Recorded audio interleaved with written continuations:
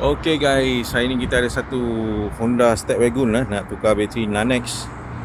Okay, kita akan pakai NS40L 12V 30 untuk kereta ni. So sekarang ni dia pakai bateri NS60, dia punya CCA 217, dan dia akan tukar kepada bateri Nanex 30Ah. Okay, bateri Nanex ni adalah CCA dia 919. Okey, jadi kita akan pasang. Okey, ni bateri asal yang dipakai pada Stepwagon tu. So bateri ni kalau kita tengok, dia punya belah side kiri dan juga kanan dia dah kembung lah. Ni. Tapi dia dah pakai agak lama juga lah, setahun 8 bulan.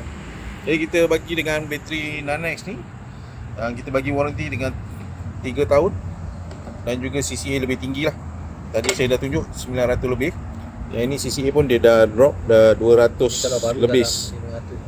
Jadi dia punya rated CCA dia 500 CCA lah. Kalau tengok sini. Okey, sekarang kita akan pasang. Okey, untuk kenderaan ni dia mempunyai function idle start stop cuma biasa kenderaan ni dia punya ECU di-calibrate dengan bateri lead acid.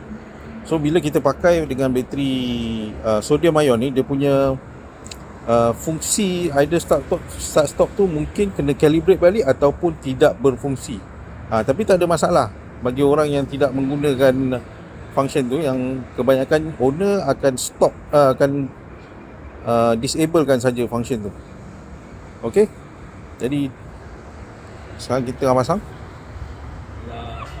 Okey, sekarang kita dah pasang bateri ni. Kita cuba start dia. Okey, tak ada masalah. Jadi bagi siapa yang ingin mendapatkan bateri, boleh dapatkan di Nanex Energy. Kami berada di depan LDP, menghala ke Putrajaya dan Seri Kembangan dari arah Puchong. Alright, terima kasih.